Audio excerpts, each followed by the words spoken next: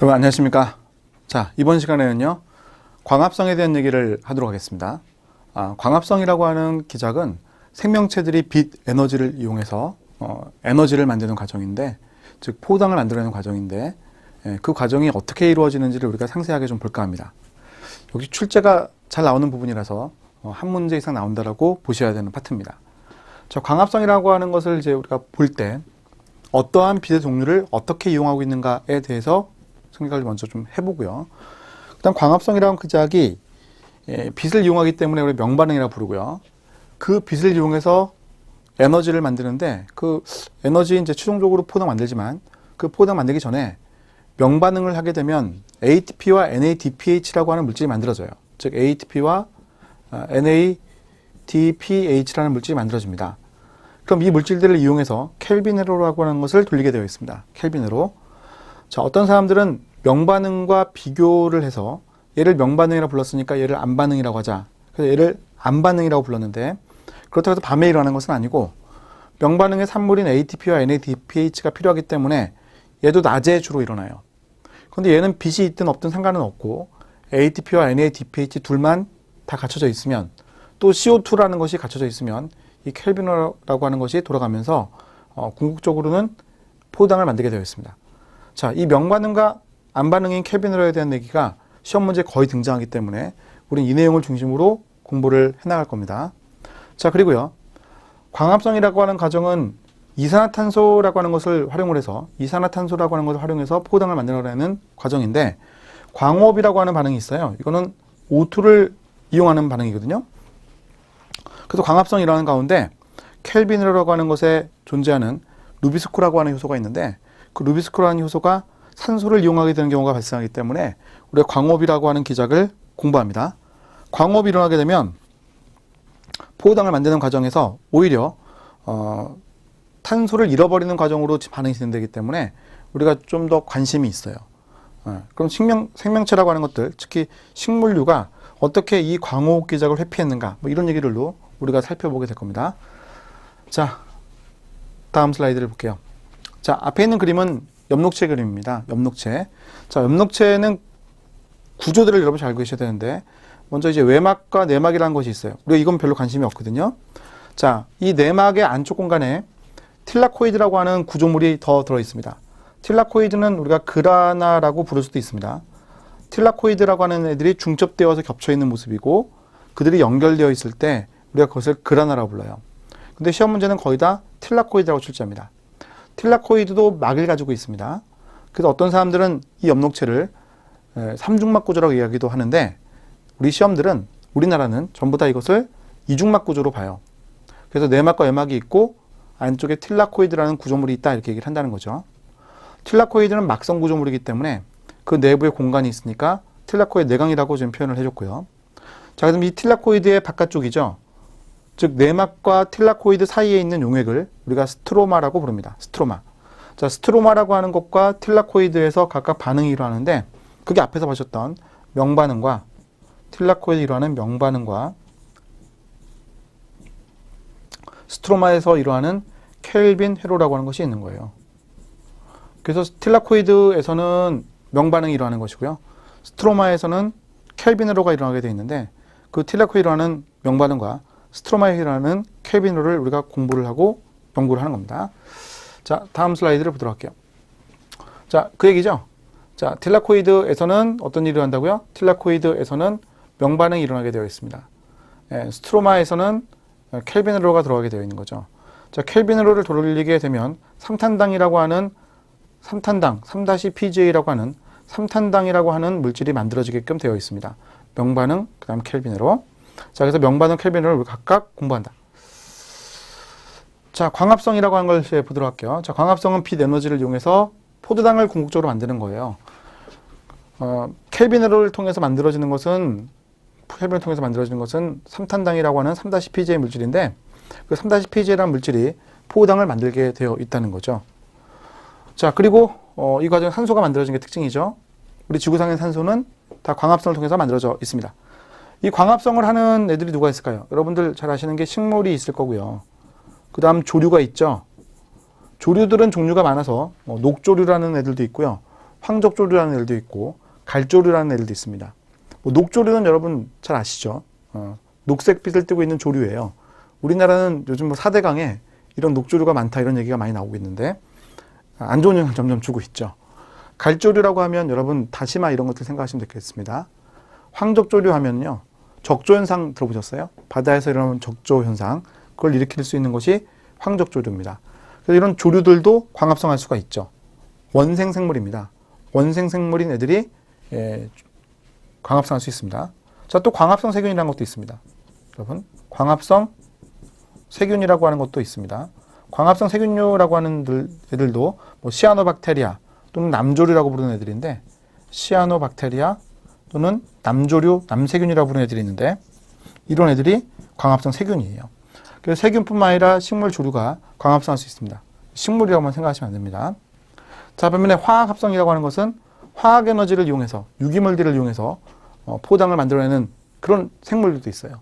그런 애들을 우리가 화학합성한다고 얘기하고, 산소도 역시 생성되는 것이 특징 중에 하나입니다. 자, 우리는 광합성에 국한시켜서 설명들을 쭉 드리겠습니다. 자, 그 다음 내용입니다. 자, 광합성이라고 하는 것이 일어난다고 했을 때 빛의 어느 영역을 이용할까라는 얘기죠. 빛의 어느 영역을 이용할 것인가. 자, 빛의 파장대에 따라서 지금 여러분 분류를 해놓았어요. 자, 그때 이 부분이 가시광선 영역입니다. 가시광선 영역입니다. 자, 가시광선 영역을 바로 활용하죠. 가시광선 영역을 활용합니다. 이런 가시광선 영역은 빨주노초 파남보 이렇게 우리가 표현하잖아요. 빨주노초 파남보. 자, 그래서 빨간색이 이쪽이고요. 그 다음에 보라색이 이쪽인데, 우리는 빨주노초 파남보로 생물은 얘기하지 않고 네 가지 색을 주로 얘기를 하게 될 거예요. 크게는 세 가지 색인데 황색을 추가할 겁니다. 자, 먼저 세 가지 색 중요한 것은 적색과 청색과 녹색입니다. 자, 그래서 청색빛은 400나노미터대에 있다고 생각하시면 되겠습니다. 400나노미터대에는요, 청색빛이 있는 거예요. 자, 550 있죠. 550. 550나노미터대에는 녹색이 있습니다. 녹색. 아이고, 여기 있네요. 여기 550에는 녹색이 있습니다. 자, 그 다음 600에는 황색이 있습니다. 황색. 그 다음 700에는 적색이 있다 이렇게 표현할 거예요. 알겠죠? 생물은 이 황색을 빼면 세 가지 색깔을 중요하게 생각합니다. 청색과 녹색과 적색. 우리 사람 몸에 있는 그 눈 있죠, 눈. 우리 눈도 청색, 녹색, 적색을 인지하는 거예요. 그래서 이들이 섞이기 때문에 여기 색깔 구분하는 거잖아요. 자, 여기 하나 더 추가한다면 황색 600나노미터 때까지 여러분이 알아놓으시면 그건 좋겠습니다. 그죠? 청색, 녹색, 황색, 적색 이렇게 구분합니다.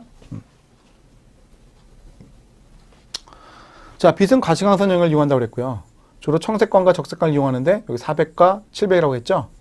여러분이 화학 시간 뭐 이런 것들 물리 시간 거 배우시면은 이 청색광이 에너지를 많이 보유하고 있다 이렇게 얘기하거든요.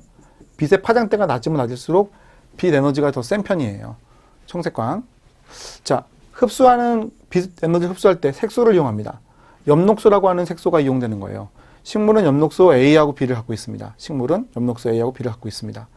자, 틸라코이드라고 하는 것에 엽록소뿐만 아니라 이와 같은 카르티노이드가 들어있어요. 식물의 경우에는 주로 500나노미터대의 빛을 흡수하게 되어 있습니다. 여러분, 영반응은 어디서 일어난다?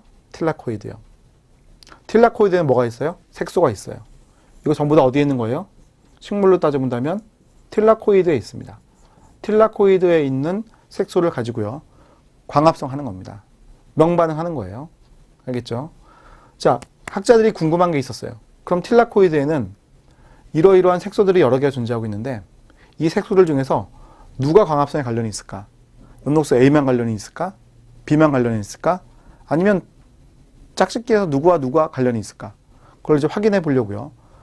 두 가지 실험을 했습니다.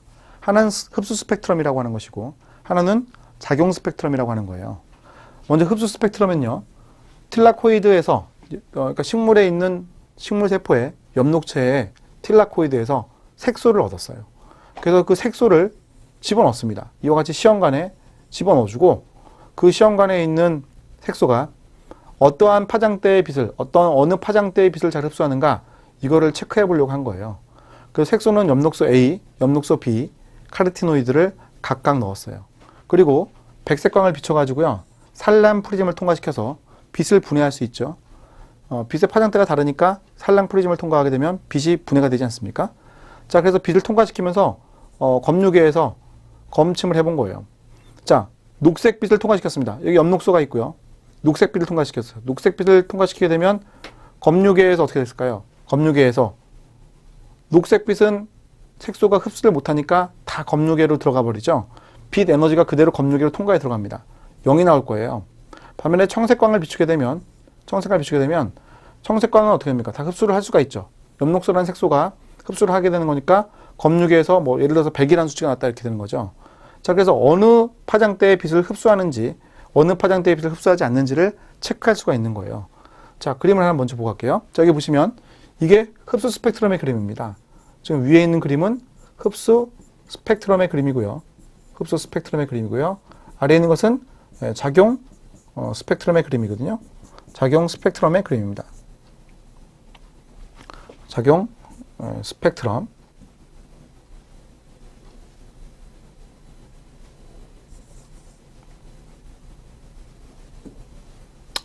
작용 스펙트럼의 그림입니다. 흡수 스펙트럼은 어느 색소가 빛을 가장 잘 흡수하는가 체크해 보는 것이고요. 작용 스펙트럼은 어느 빛이 가장 활용되고 있는가를 체크해 본 건데요. 자, 여기 보시면 400나노미터부터 700나노미터까지 빛을 이렇게 산란시켜 가지고 제공하고 있고요. 아까 보셨던 그 시험관에 엽록소 A하고 B, 카르티노이드가 들어 있었거든요. 그때 보게 되면 이제 흡수되는 그 정도를 이제 표현한 겁니다. 자, 그랬을 때 엽록소 A가 흡수하는 파장은 자, 여기 그림 보시면 이렇게 되어 있죠. 제일 바깥쪽으로 있는 게 보일 거고요. 엽록소 B는 조금 안쪽으로 들어가죠. 엽록소 B는 조금 안쪽으로 들어가는 모습이고요. 엽록소 C는요. 엽록소 C래요. 자, 카르티노이드는요. 이렇게 흡수하는 모습을 볼 수가 있어요. 그래서 각각 빛을 흡수할 수 있는 영역이 다르다는 걸 확인했습니다. 자, 그 다음 작용 스펙트럼을 보는데 결론을 먼저 한번 보실래요? 결론을 보시면 어때요? 어느 색소가 광합성에 이용되고 있습니까? 다죠? 전체 색소가 전부 다 광합성에 활용되는 모습을 볼 수가 있잖아요. 자, 작용 스펙트럼이라는 걸 어떻게 측정한 거냐는 거죠. 이건 어떻게 측정했냐면, 자, 이렇게 했어요. 자, 빛을 비추죠. 그럼 프리즘을 통과해서 퍼지는 모습이 나옵니다. 역시 적색광부터 보라색광, 청색광까지 쭉 퍼져요. 자, 그리고 핵함이라는 걸 넣어놨습니다. 핵함이라는 건 조류예요. 광합성할 수 있습니다. 그럼 광합성을 하게 되면 산소가 만들어지잖아요. 산소가 만들어지죠. 산소가. 광합성이 잘 되면 잘 될수록 산소가 잘 만들어질 겁니다. 이 핵함유와 함께 호기성 박테리아를 넣어줬는데요. 박테리아라고 하는 애들은 호기성 박테리아냐, 혐기성 박테리아냐 이렇게 구분할 수가 있거든요. 뭐 산소가 있든 없든 상관이 없다면 그거는 뭐 조건부 박테리아다 이렇게 얘기를 할 수 있을 거예요. 그러니까 어느 쪽에도 포함되지 않는 애들이죠. 자, 그런데 호기성 박테리아라고 하는 애들은 산소를 필요로 하는 애들이거든요. 산소를 사용하는 애들이에요. 혐기성 박테리아라고 하는 애들은 산소를 사용하지 않는 애들이고요. 그럼 호기성 박테리아를 같이 집어넣어주게 되면 산소가 있는 쪽으로 호기성 박테리아가 몰리게 될 거예요. 즉 광합성이 잘 일어나는 쪽으로 박테리아가 몰리게 됩니다. 그래서 박테리아가 몰린 쪽에 있는 박테리아 숫자를 세서 그래프로 표현한 게 바로 위에 있는 거죠. 그래서 이걸 바로 우리가 작용 스펙트럼이라고 얘기하는 거예요. 그렇다면 각각의 파장대에서 어떻게 광합성이 일어나는지를 우리가 잘 일어나고 있는지를 체크해 볼 수가 있는 거죠. 그래서 앞에 그림 다시 한번 가보면요. 자, 이건 이제 필기노트에 있는 그림인데 작용 스펙트럼은 식물이 어느 파장대 빛을 가장 잘 이용하는 걸 확인한 거고요. 호기성 세균과 핵함유를 가져다 놓고 체크를 해본 거예요. 이 호기성 세균은 산소를 이용해서 성장하기 때문에 빛을 산란 프리즘을 통과가지고요 쭉 퍼지게 했을 때 그때 산소가 많은 쪽에 가가지고요 이 호기성 박테리아가 같이 잘 붙어 있게 된다라는 거죠. 자, 그래서 작용 스펙트럼이라고 하는 것을 이렇게 그림으로 그려낼 수가 있었습니다. 그럼 작용 스펙트럼 그림으로 나니까 우리 흡수 스펙트럼과 크게 차이가 없다는 것을 확인하게 된 거죠. 그죠? 자, 이렇게 해서 우리가 광합성이라고 하는 것에서 가시광선 영역을 이용하게 되는데 가시광선 영역을 이용할 때 엽록체의 틸라코이드가 색소를 가지고 그걸 하더라는 것을 확인을 한 겁니다. 그렇죠? 확인을 한 거죠. 자, 그래서 각각의 그 색소들이 틸라코이드 어떻게 활용이 되고 있는지 이제부터 명반응에 대한 얘기를 진행해 보도록 하겠습니다. 자, 먼저 광합성의 개괄이에요. 자, 틸라코이드는 명반응하죠. 광의존성 반응입니다. 자, 스트로마는요, 안 반응하죠. 광에 의존하지 않는 반응인데 ATP와 NADPH는 필요한 거예요. 자, 그래서 이 명반응이라고 하는 반응은 빛 에너지를 이용해서 ATP와 NADPH를 만듭니다. 그때 부산물로 산소가 만들어지는데 산소는 필요 없으니까 밖으로 버려버리는 거죠. 당연히 빛이 있어야 되기 때문에 낮에 일어난다고 적혀 있는 겁니다. 자, 그 다음 스트로마에서 일어나는 안반응이죠. 스트로마에서 일어나는 안반응입니다. 안반응은 켈빈으로라고 부르는데 명반응의 산물을 이용하는 거예요. 명반응의 산물은 ATP와 NADPH를 말합니다. 그래서 ATP와 NADPH를 이용해서 포도당을 만드는데 주로 낮에 일어나요. 왜냐하면 밤에는 ATP와 NADPH가 적을 수밖에 없죠. 즉 명반응이 일어나지 못하니까. 그럼 명반응에 산물이 없기 때문에 결국 이 켈빈으로가 들어갈 수가 없습니다. 하지만 암 상태 초기, 밤 초기에는 명반응에 산물이 있어요. ATP와 NADPH가 있습니다. 그렇기 때문에 암 반응이 돌아갈 수가 있는 게 특징이 돼요. 즉 얘는 밤이든 낮이든 상관없는데 주로 낮에 일합니다. 왜냐하면 명반응이라고 하는 것이 낮에 일하니까. 그럼 왜 밤에는 일하지 못할까? 바로 이 NADPH라는 이 분자가 부족하기 때문에 그렇습니다. NADPH라는 분자는 명반응을 통해서 다량으로 만들 수가 있어요. 근데 명반응이 일하지 못하면 NADPH가 못 만들기 때문에 결국은 멈추는 거죠.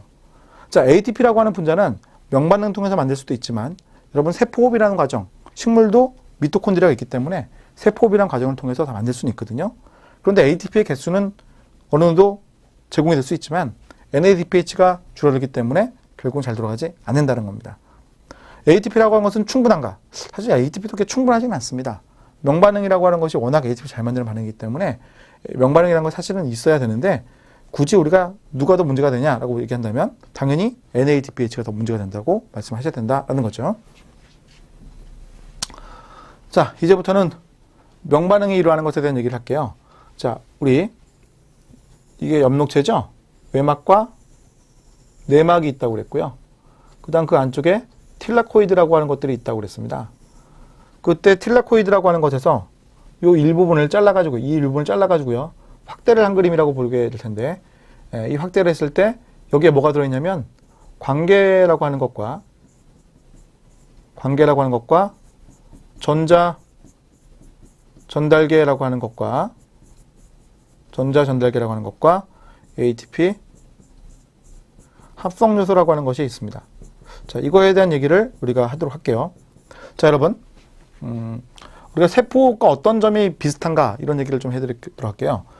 자, 우리 세포호흡에서 산화적 인산화라고 하는 과정이 미토콘드리아 내막에서 일어났잖아요. 산화적 인산화하는 과정. 그 산화적 인산화라고 하는 과정은 전자전달계와 화학섬유적 인산화가 같이 들어갔었죠. 그럼 전자전달계를 작동시키기 위해서는 전자를 제공하는 애가 필요했어요. NADH와 FADH2. 그리고 전자를 받는 애가 필요했는데 그게 바로 누구였습니까? 산소였죠. 자, 그런데 여기서는요. 어떤 일이 일어나는 거냐라는 걸 한번 얘기해 볼게요. 자, 여기 전자전달계라는 것이 지금 있잖아요. 그럼 전자전달계라고 하는 것은 전자를 어떻게 해요? 받아서 전달하는 거잖아요. 그럼 이 전자전달계에 NADH와 FADH2와 같이 세포호흡에서의 NADH와 FADH2처럼 전자를 제공하는 애가 필요할 텐데 그 전자를 제공하는 애들이 바로 얘입니다. 관계입니다. 그래서 관계라는 게 있어요. 알겠죠? 자, 관계라고 하는 애들이 빛 에너지를 포획해서 전자를 전달해 줄 수 있습니다. 그럼 전자를 전달해 주게 되면 전자전달기를 통해서 전자가 이동하는 거예요. 그럼 전자가 이동하게 되면 똑같이 수소이온의 기울기가 만들어져요. 미토콘드리아가 좀 같습니다. 수소이온의 기울기가 만들어지는데 그 수소이온의 기울기를 이용해서 ATP를 만들어내는 즉 화학산소 인산화가 들어가게 되어 있다는 거죠. 알겠죠?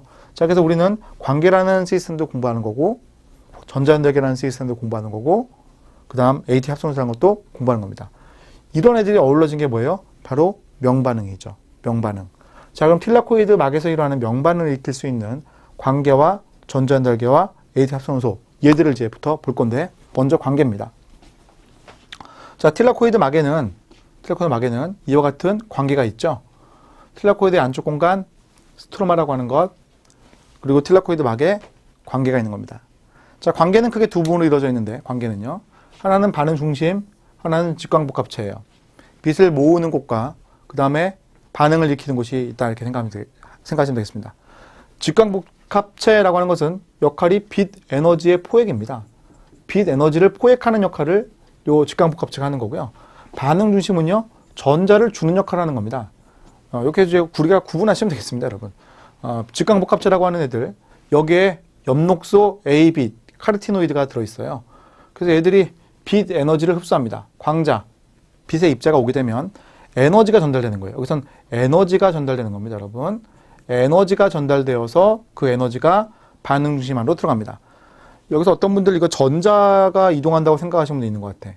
그런데 그렇지 않고 직강복합체는 전자의 이동이 아니라 에너지의 이동이에요. 그럼 에너지가 이동해 가게 되면 그 에너지가 전달이 되는데 반응 중심 이 안에 특별한 엽록소 A의 쌍이 있거든요. 특별한 엽록소 A의 쌍이 있습니다. 이 특별한 엽록소 A의 쌍은 전자를 방출할 수가 있거든요. 여러분, 전자를 방출할 수가 있는 거예요. 전자를 방출한 역할을 이 엽록소 A의 쌍이 해주게 되어 있습니다. 그럼 전자가 이제 나온다는 거죠. 빛 에너지를 받아서 전자를 내놓는 역할은 엽록소 A의 쌍이 해주는 겁니다. 그럼 전자가 나오게 되면 1차 전자 수용체를 통해서 전자 전달기로 넘어가게 되어 있는 겁니다. 자, 그렇다면 전자를 누가 잃어버렸냐면 이 특별한 엽록소 A의 쌍이 잃어버렸기 때문에 전자를 다시 누군가로부터 보충받는 일이 일어나겠죠. 전자가 나갔으니까 전자를 다시 보충받는 일을 해야 될 겁니다. 그 전자의 보충을 누가 해주냐면 물이 해주기 때문에 우리가 식물에서 광합성하게 되면 물이 소모된다 이렇게 얘기를 하는 거예요. 물이 소모되고 산소가 만들어질 수 있다 이런 얘기를 하는 겁니다. 자, 물이 소모가 되면 뭐가 만들어지나요? 산소가 만들어지죠. 2분의 1 O2 더하기 EH 플러스가 될 테니까 산소가 만들어지는 모습을 볼 수가 있게 되는 거죠. 자, 직강복합체하고 반응 중심 차이점 아시겠죠?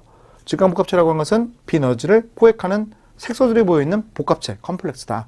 그래서 빛을 모은다, 직강복합체라고 얘기합니다. 반면에 반응 중심이라고 하는 것은 리액션 센터, 빛 에너지를 받으면 전자를 내놓는 역할을 하는 거죠. 그러면 세포호흡이라고 하는 과정에서는 우리가 밥을 먹었잖아요. 그래서 탄수화물, 지방, 단백질 이런 애들을 분해하죠. 해당 과정과 베타산화 과정과 이런 것들을 하잖아요. 그리고 최종적으로 CO2를 만들어내죠. 그 과정에서 NADH와 FADH2가 만들어지는 거죠. 그럼 그런 애들이 계속 재생이 되면서 계속해서 전자를 내놓을 수 있는 역할을 하는 거예요. 자, 그런데 광합성에서는 빛 에너지를 받게 되면 광계라고 하는 것이 전자를 내놓게 되어 있는 거죠. 그 과정에서 물이 소모가 되는데 물은 여러분 우리 뭐 물 부족가 해가지고 물이 부족하다 이런 얘기도 하지만 사실 아주 흔한 것 중에 하나죠. 특히 뭐 식물이라든지 이런 생명체 입장에서는 몸이 대부분 물로 이루어져 있으니까요. 자기가 이용할 때는 충분히 많단 말이에요. 그래서 물을 에너지원으로 전자를 주는 애로 활용한다 이렇게 보시면 되겠습니다. 자, 그 다음 전자전달계를 이제 보도록 할게요. 자, 관계라는 애가 두 종류가 있거든요. 관계 2번과 관계 1번이라는 애가 있습니다. 관계 2번과 관계 1번 일부러 제가 크기를 약간 달리 해드렸는데 둘은 달라요. 그래서 관계 2번 다음에 나오는 전자전달계와 관계 1번 다음에 나오는 전자전달계가 다릅니다. 관계 2번이라고 하는 애 다음에 나오는 전자전달계 보시면 플라스토, 퀴논, 시토크롬 복합체, 즉 시토크롬 BF라고 부릅니다. 시토크롬 BF라고 하는 애들, 그 다음 플라스토, 시아닌 이렇게 전자를 주고받게 돼 있어요. 자, 관계 1번이라는 애도 있습니다. 관계 2번이라는 애도 있고요. 관계 1번과 관계 2번은 최대로 흡수할 수 있는 빛의 파장 영역이 달라요. 관계 2번의 경우에는 P680이라고 부르고요. 관계 1번의 경우에는 P700이라고 부릅니다. 즉 얘는 680나노미터의 빛을 가장 잘 흡수하고 얘는 700나노미터의 빛을 가장 잘 흡수합니다. 그럼 빛 에너지를 이제 받아가지고 전달하는데 그때 전자가 전달되는 애들이 다른 거예요. 관계 2번은 플라스토, 퀴논, 시토크롬 BF, 플라스토, 시아닌 전자를 전달하게 되어 있습니다. 자, 관계 1번도 전자를 내놓거든요. 누가요? 이 가운데 있는 특별한 엽록소 A의 쌍. 얘가 P700이라 불리는 애들이에요. 얘들이 P700이거든요. 이 P700인 애들이 전자를 내놓습니다. 그럼 페로옥신에게 전자가 가는데 전자를 보충받아야 되잖아요. 근데 얘들은 물로부터 보충받지 않습니다. 매우 중요합니다. 얘들은 전자를 물로부터 받지 않습니다. 매우 중요합니다. 알겠죠? 자, 관계 2번은 물로부터 전자를 받았고요. 관계 1번은요. 플라토 시아닌으로부터 전자를 받게 되어 있습니다. 꼭 외우셔야 됩니다. 자, 얘들은 물로부터 전자를 받는 것이고 얘들은 플라토 시아닌으로부터 전자를 받는 것이고요. 주고받는 대상이 달라요. 그럼 이제 페로옥신에게 전자가 갔단 말이에요. 이 페로옥신은 NADP 플러스 환원요소에게 전자를 전달하게 되어 있고 그럼 NADP 플러스가 최종적으로 전자를 받게 되어 있습니다. 그럼 NADPH가 만들어지게 되는 거죠. 자, 그러면 이 전자라고 하는 것이 물로부터 나와서요. 어디로 갔어요? NADPH에게 간 겁니다.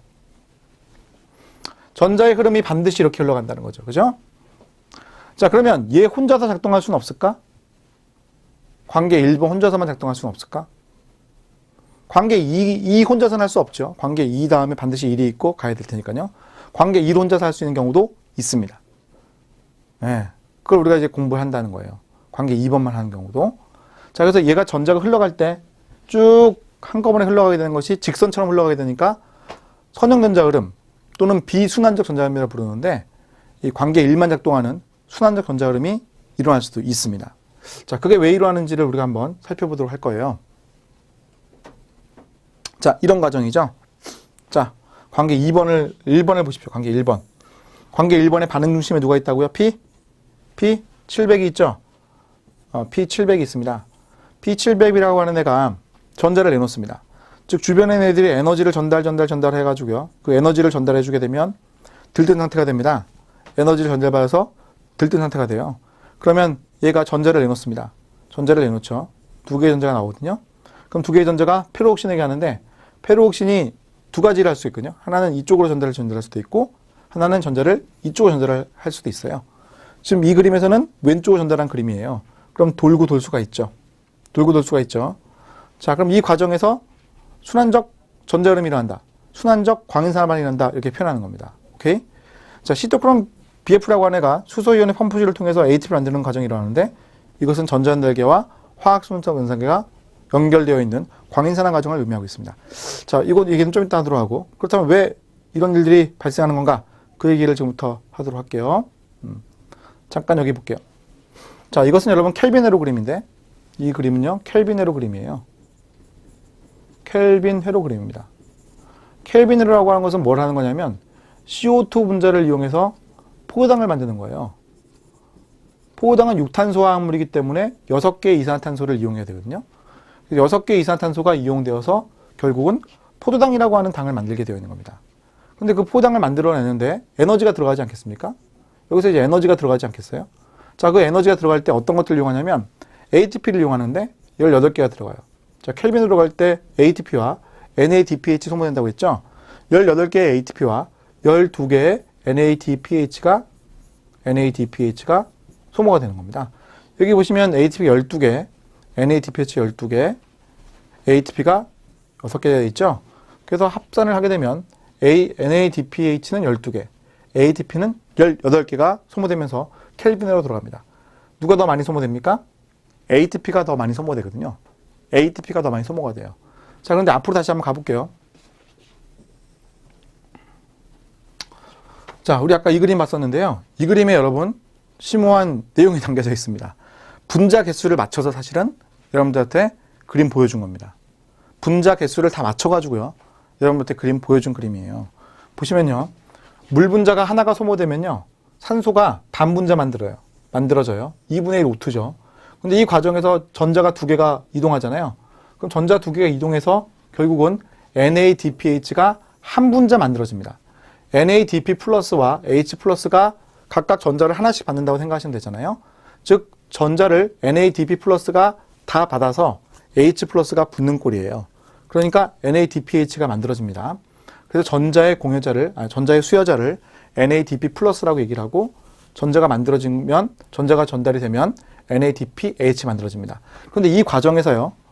자, 물이 분해되었을 때 나오는 이 수소이온과 시토크롬 BF라고 하는 애를 통해서 들어오는 이 수소이온이 ATP 합성소를 통해서 나가게 돼 있어요. 그럼 ATP 합성소를 통해서 나가게 되면 결국 ATP가 만들어지게 되는데 여기 보시면 분자 개수 맞췄다고 그랬죠? 1대1로 만들어져요. 1대1로요. 1대1로요. 자, 그러면 1대1로 만들어지기 때문에 NADPH와 ATP가 동일한 몰수로, 동일한 개수로 만들어지는데 아까 켈빈으로 보게 되면 ATP를 18개 했을 때 ATP를 18개 했을 때 NADPH가 12개가 쓰여야 되거든요. 그럼 ATP를 보충해야 되잖아요. 보충해야 된단 말이죠. 즉 얘는 빨리빨리 쓰여요. 그러면 ADP와 PI로 다 쪼개질 거예요. 그럼 얘들은 다시 일로 들어갈 수가 있는데 얘들은 남아돌 거예요. NADPH가 이렇게 쓰여서 NADP 플러스 H 다시 되어야 될 텐데 다시 소모가 되니까 이게 잘 안 되겠죠. 그럼 얘들은 남아도니까 얘들이 별로 없어요. 얘들의 농도가 줄어드니까 전자가 일로 못 가는 거죠. 무슨 말인지 가요? 전자가 일로 못 갑니다. 그래서 이 전자를 어디다 줘요? 얘가 앞으로 넘겨요, 앞으로. 이쪽에서 넘긴다는 겁니다. 전자를. 야, ATP 하나 더 만들자. 수소연을 통해 가지고 ATP 더 만들자. 이거 한다는 거예요. 자, 그래서 다음 그림 보세요. 이게 그 그림이었어요. 야, 내가 전자를 일로 주고 싶었는데 얘가 남아돌아. 얘가 이렇게 안 되고 있어. 그러니까 얘를 어떻게 해요? 전자를 나 이쪽으로 줄게 한 거예요. 그래서 페로옥신 아연을 똑같이 적어놨고 페로옥신이 시토크롬 BF에게 전자를 전달합니다. 그럼 얘가 수소연을 펌프질할 수 있기 때문에 ATP가 만들어질 수 있다는 거죠. 원리 아시겠어요?